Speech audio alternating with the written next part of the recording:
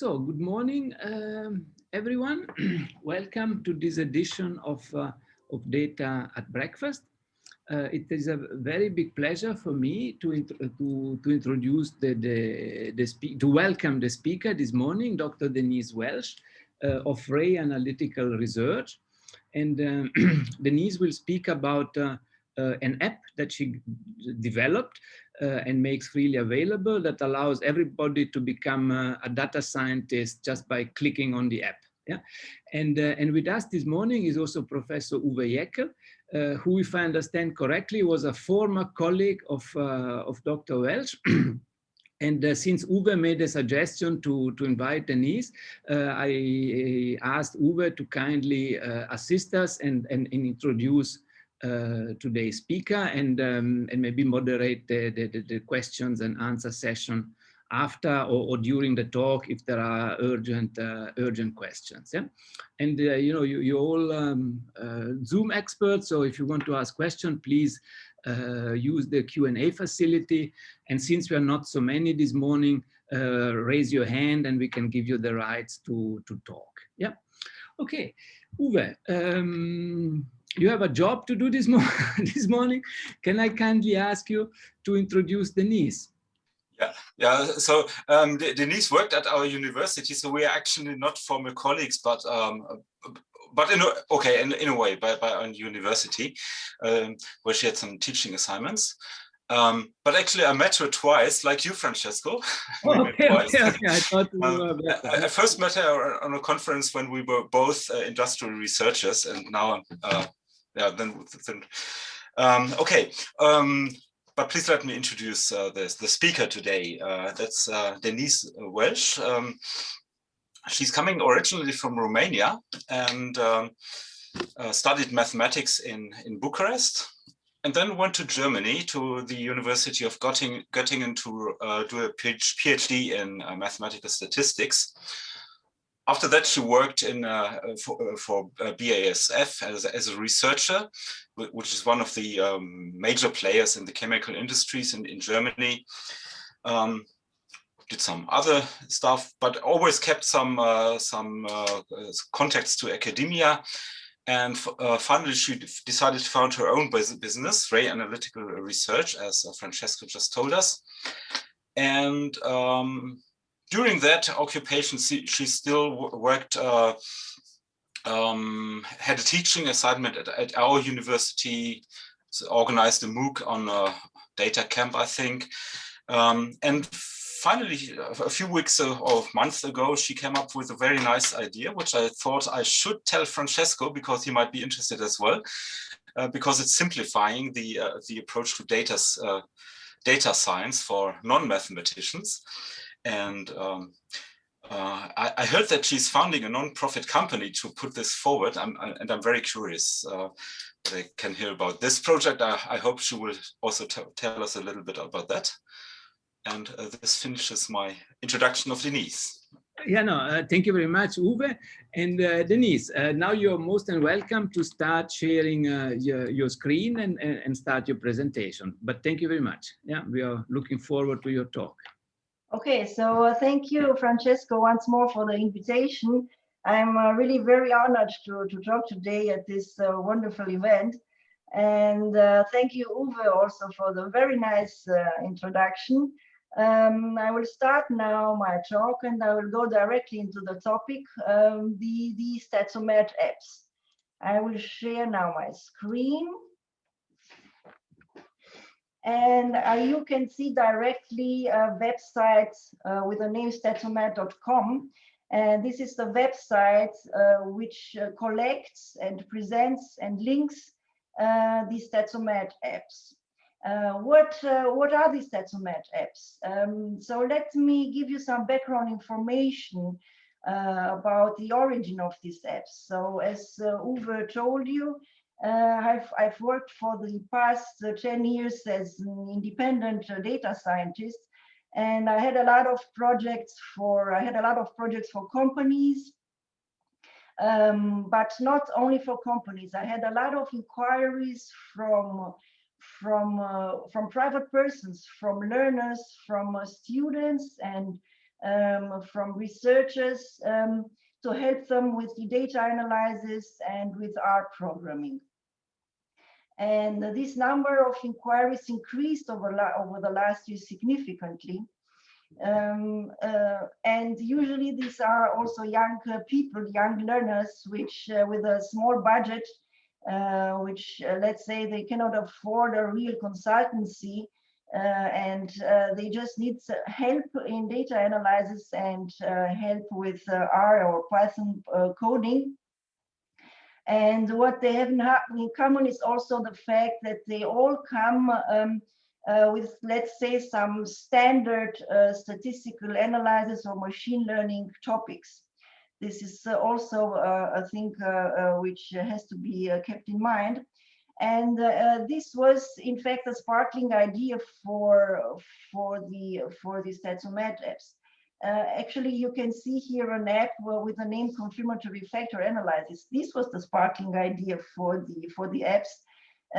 Since I had one or two students from psychology, which asked me if I could help them with a dissertation with a topic from confirmatory factor analysis, and the data analysis, this topic, confirmatory factor analysis, I would say that it is, let's say, not quite straightforward, but it can be automized. And this is what I tried to do, and I think it's a very nice automated solution for the confirmatory factor analysis. And yeah, this was the sparkling idea for the apps. And yeah, as you can see on the website, you can I'm offering now 4 apps. 3 are in development, and yeah, I will show you now. I will go directly into the apps, and I will show you what you can do with them and what the meaning of the apps is. But I won't go into very detailed data analysis topics and questions. So it should be just a large perspective over the functionalities of the apps, just to understand the meaning and the plans and the future of this portal, statsomat.com. I will show you how the apps work by using a data set with the name Holzinger-Swineford, which is a very known data set within social sciences. And it consists of mental ability scores of children of several schools. But as I have said, I don't want to do now a data analysis. I just want to give you a glance over the apps. I will click on the first one, which is called Exploratory Data Analysis, which is more or less a bundle of descriptive statistics and graphics for this data set. This is how one would start a classical data analysis project. And I will call now these data sets, Holzinger-Swineford, as a CSV file. And without any great amount of working time, I will select all the variables which are in this data set without knowing a lot of this data set. And first I will generate a report which includes also a working R code. Now we have to wait a little bit to generate the record. Meanwhile, during all this computation time, I can tell you some background information with respect to the technical aspects. So the apps are living now on a server with the name shinyapps.io. So these are Shiny apps. And this is a server of our studio, but now the report is ready to download. Let's take a look at it. So this is the report. It's already here, and the report contains, as you can see, 79 pages. The first page is about some basic information of the data set. And then we have a list of all the, let's say, most important descriptive statistics and graphics of this data set. And you can use also this, you have large views or small views of all these pictures, which enables to extract them as a pictures and paste them in other documents. Okay, this would be the content of the exploratory data analysis app. As I have said, I won't go now into the statistical details. I just want you how this looks like. At the end of the report, I have included an R code, and this R code, you can just copy it, and this also takes a little bit of time because it's a lot of code to generate all this large view and small view graphics and descriptive statistics. But fact is that you can just copy the code. Okay, this is it. And now I have prepared an R project and a new R file. And the only thing that I have to do to make this code run is to update the line with a path of the data set.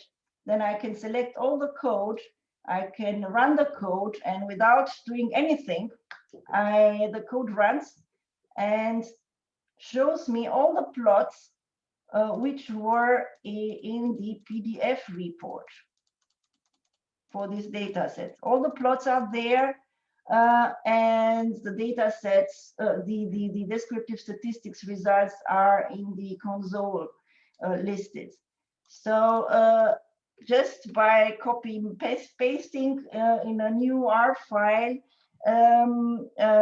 you have the exploratory data analysis of this data set.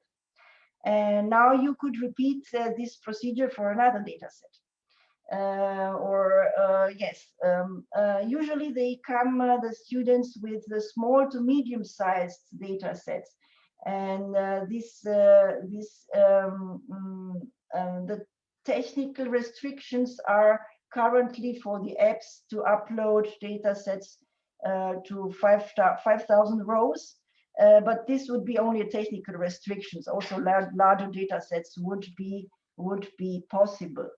Okay, so let's say I want to do now a little bit more with this data set, and I would be interested to take a look, some detailed look at the correlations between some variables of this data set. This is what we're going to do now.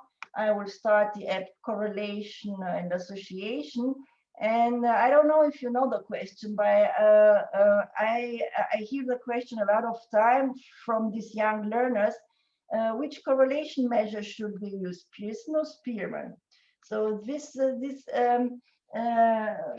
let's say not complicated question, I have tried to answer in an automated manner with this app. I will consider the same data set. And let's say I'm interested now in this 3 or 5 variables now, continuous variables out of this data set, to see a detailed correlation analysis.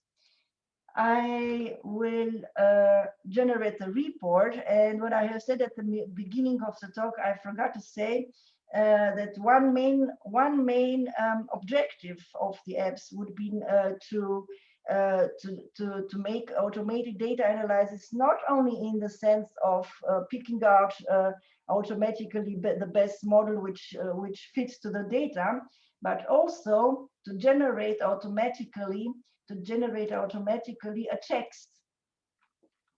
For example, this text here. This is very important. So it should substitute the consultancy. It should be something like a digitized me, just to help learners in data analysis. So if they want to do now a very detailed correlation analysis and also having a report on a report about the statistical methods and about the interpretation of the results, they could use this app for correlation and association. And this app writes down a similar answer that I would give if I would help this person in a live way.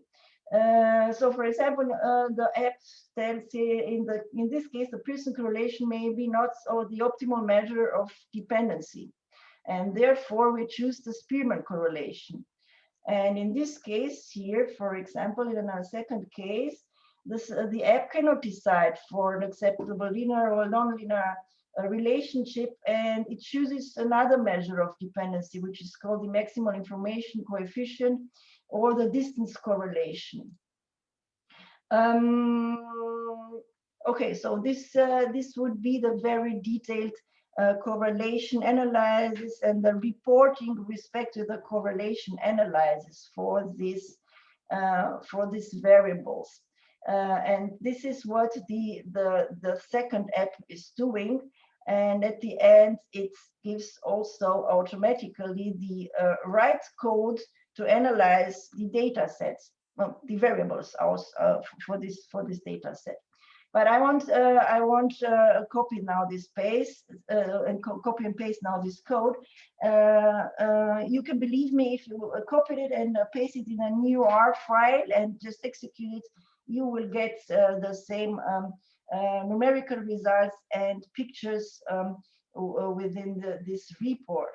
I will go now to the third app, and I will show you about the confirmatory factor analysis. This app is a little bit you need also to write down a model and not only to select the data set. This is so we pick now the data set, Holzim and Swineford, and now I will select only the scores, and the researcher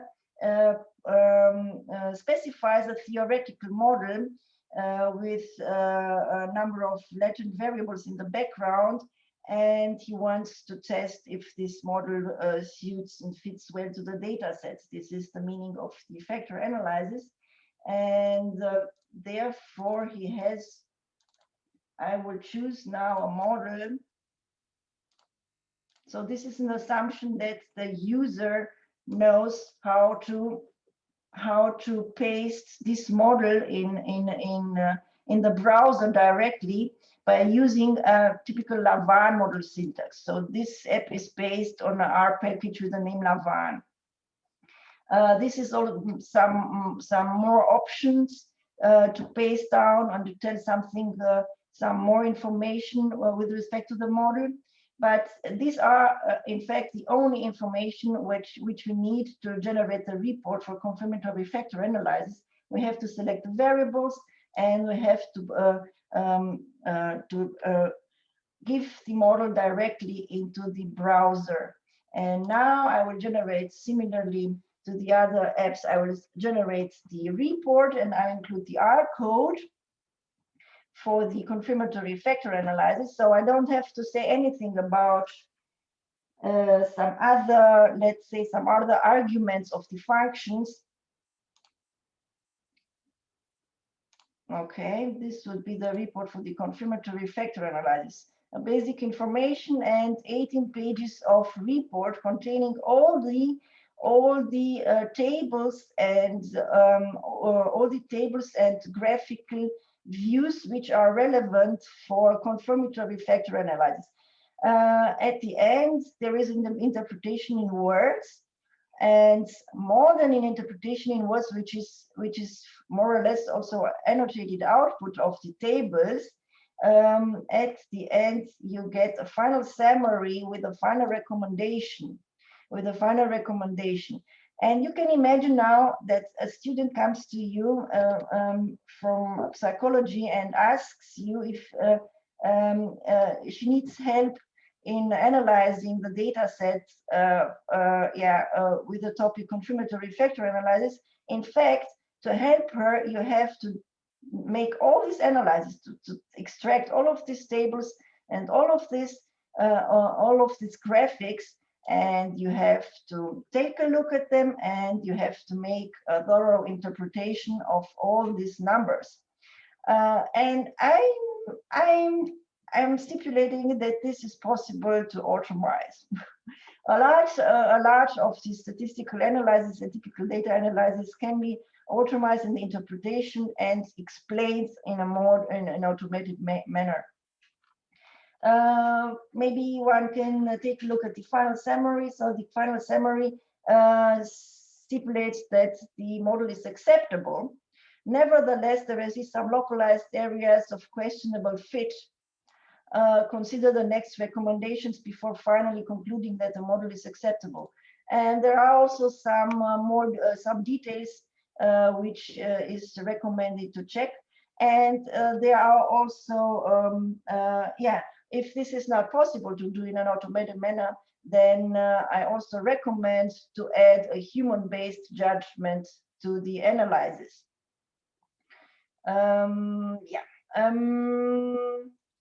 Similarly to the other apps, there is a code here which is also automated. So it selects those lines and those comments which are needed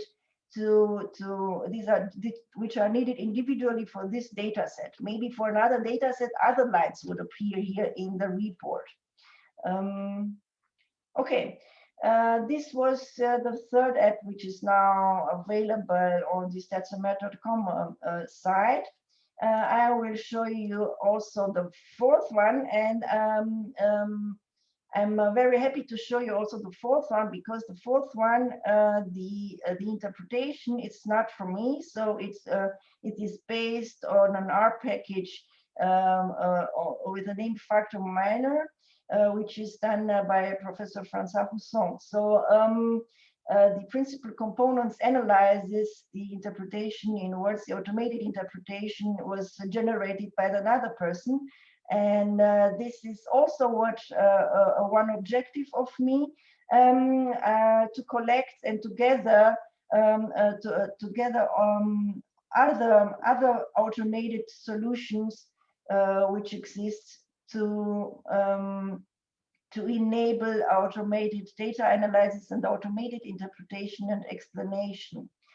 So one can take a look at on the principal components of these variables. We will only take a look at them. We will generate the report.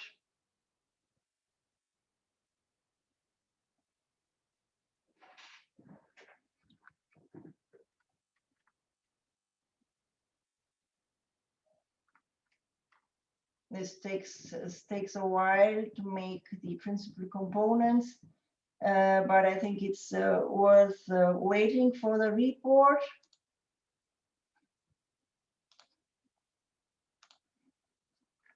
Okay, so similarly to the other ones, we have here all the tables and graphics which are needed to make a principal components analysis, and at the end, the interpretation by the factor investigate package done by François Housson. These were the four apps which are available now on the statsomat.com site, but I want to give you a sneak preview into the fifth app because it's a little bit different to the other ones. I will give you a sneak preview. The fifth app is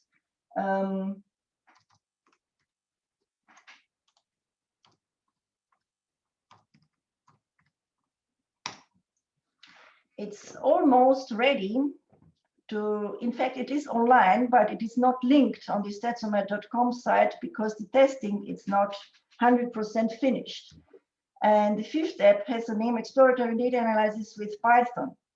So in the background, it's running a Python code. I will show you how this app looks like. And it has one more option here about the continuity. So I try to automate the selection between what should I consider as a discrete and what should I consider as a continuous. Just it's important also in the graphical representation. And I decided to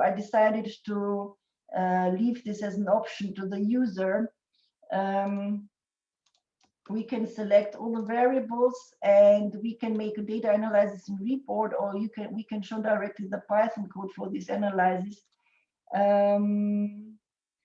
This app takes, I think it takes a little bit more time to compute, to run the Python code in the background.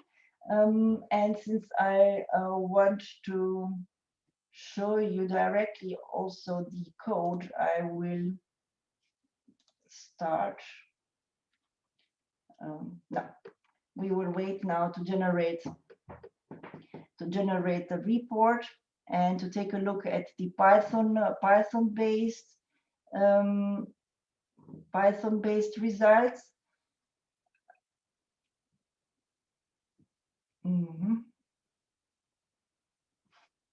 But in the meanwhile, I wanted to,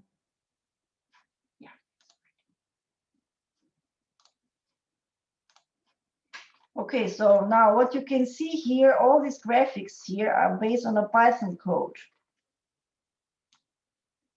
All these graphics and all these data analysis tables are based on the Python code. And we can go back to the app and we can call the code for it.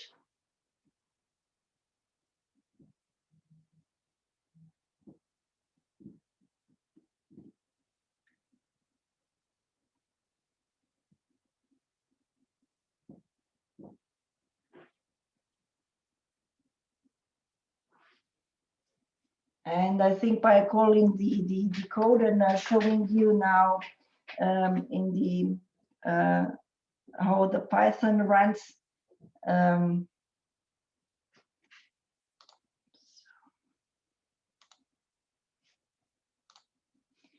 Python code, it's not printed directly into the PDF, so it's delivered in a HTML file. So it's a little bit different to the other apps, but a copy and paste procedure it's easier. I will just copy it and I prepared now a Python project and a Python file just to paste it and to show you that I just need to update one single line and to run the code to get the same results and the same tables as in the PDF report, which makes for the user also a reproducible procedure which he can use.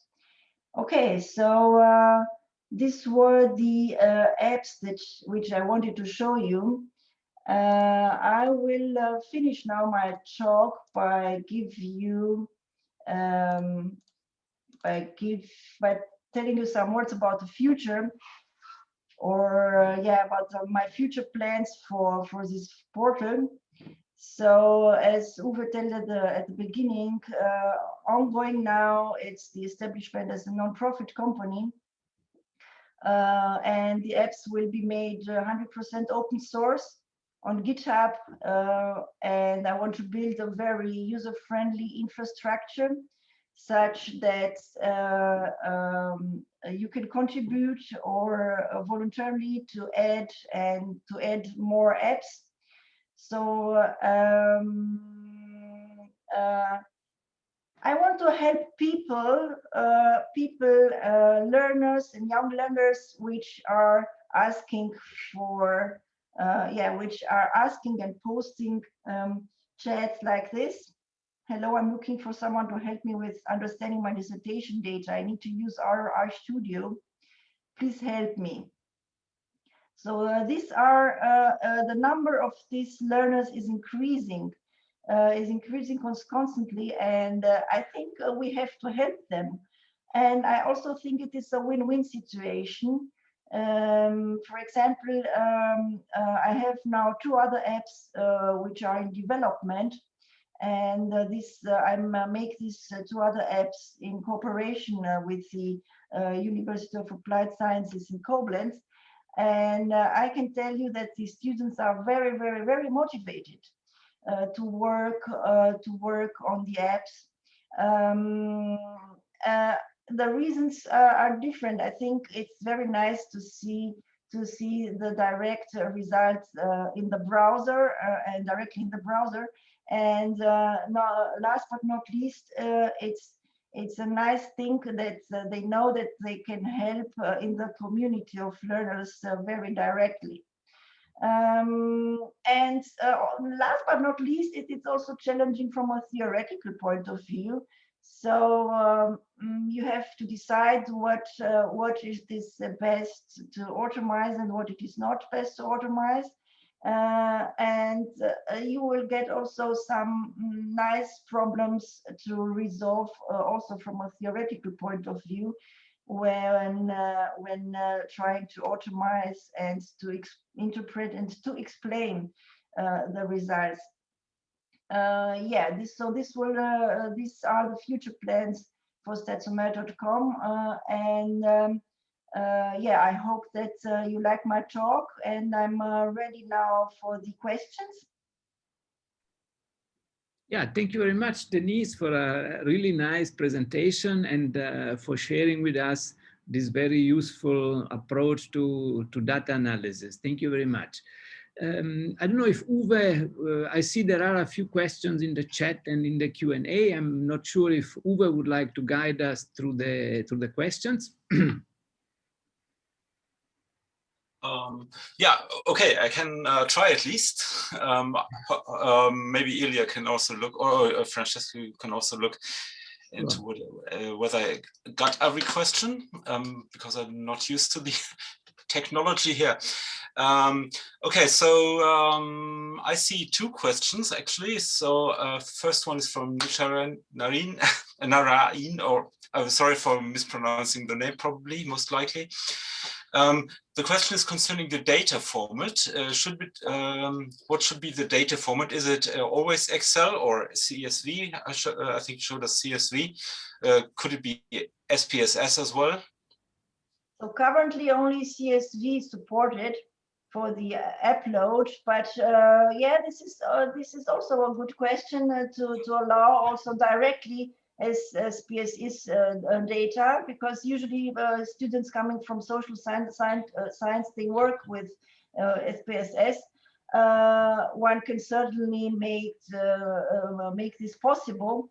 It's only a technical constraint. So this won't or should not be the problem. It's a technical constraint with solutions. Yeah, I think there are many libraries supporting that, so it should not be too difficult, right? The next question is from Kwesi Katamzi. Lovely to see Python being tested. Might there be an EDA using Julia? Oh, I don't know about Julia. In fact, theoretically it is possible, but the hosting on the shinyapps.io will not make this technically possible for these apps. So you can probably make an automized app having Julia running in the background, but not on shinyapps.io, where my apps are living. Yeah. I would have asked exactly. Just a stupid question from my side. Shiny app is mainly for our applications. Shiny app, so the Shiny app, it's a web technology. Yeah, but with this web technology, I can run R or Python in the background. Okay, good. Yeah. Yeah, I think Julia would also be very nice thing, and probably it should be possible. We should talk about that later, because I'm also very much in love with Julia. Yeah, but you know, I think Julia, it's possible, but Julia would be a nice thing for math people and not for the students looking for help. Yeah, this may be true. Let's not argue about that. Then there's a question from Kevin Durham. Can the Lavan app run more complex structural equation models? What? No, The Lavan, L-A-V-A-N-N app, can this app that you showed, can this app run more complex structural equation models? So currently only continuous variables are allowed. And there is also a warning if they are not normally distributed. So if, let's say, it is the first model which you would consider model category which you consider into the confirmatory factor analysis area, but we can add a lot of other options and methods to the app. It's open. It's open to contribute.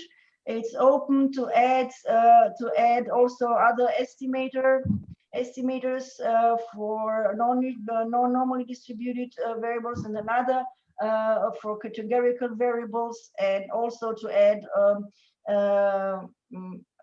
to enlarge the area of factor analysis. You can contribute. In fact, I had a question from users: when will be an automized app for categorical data ready? That is a lot of work. Yeah. Okay, thank you.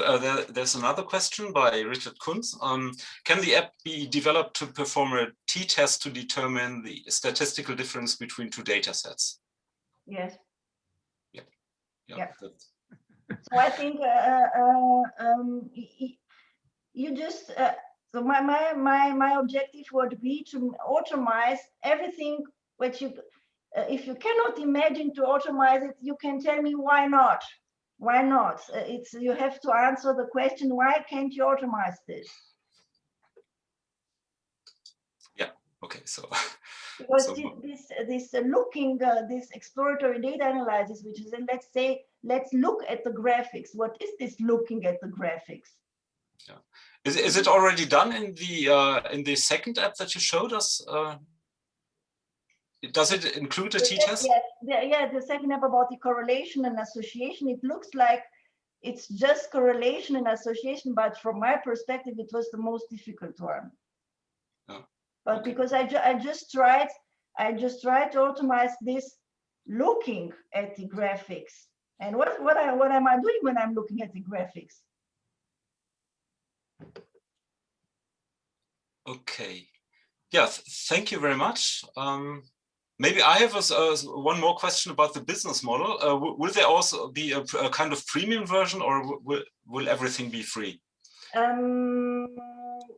Let's say for the beginning, everything is free, and for the academia, everything should be free. And if companies are there which want to make in-house an app just for usage in-house, they would have to pay for this company just to grow in its objective, to be free for academia. Okay. Yeah, thank you very much. So these are all the questions I see. Maybe yeah, and Uwe, I think one of the participants, Nish, raised his hand, and I just gave him the permission to ask his question in live. Yeah. So Nish, please, if you would like to pose your question, now is the time. Thank you very much. Denise, if you were near me, I would give you a big hug. I mean, thank you so much for doing this, because our students really, really need this. And it's very difficult when we come from the non-math stats fields to try to explain all of this. And I think the interpretation you've done is just fabulous. It's just going to make our lives so much easier. So thank you so much. Oh, thank you. Thank you very much for the response. Yeah, I'm very glad to hear this. Thank you. Okay, that was not really a question. Those were more compliments. So thank you very much, Nish, for that. Thank you. Yeah. So you are welcome to contact me, and if you want to contribute, or if you have students which you would like to develop an app, just call me, and I will tell you how it works. And earlier this morning, before we went live, I asked already Denise, maybe in the near future, to give us a more technical talk on how these apps are designed, and how people can contribute if they're missing some functionality. Yeah. Yeah. And Denise, there seems to be a market for this. So maybe next month we can organize a more technical version of this talk. Yeah. So no, thank you very much. Yeah. Sure. Okay. So thank you.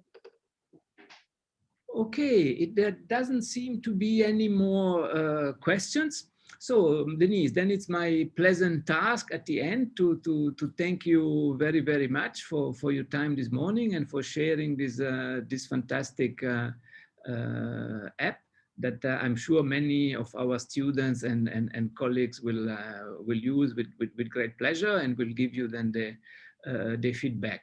I just see, Denise, sorry, a quick question in the chat.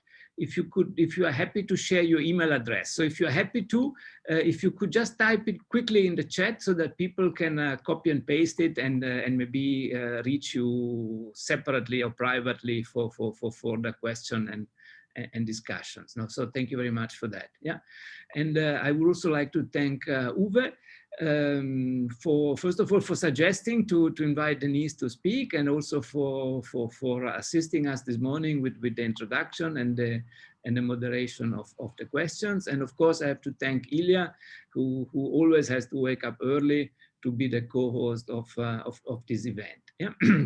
So as usual, we will post the video on our YouTube channel as soon as it's processed.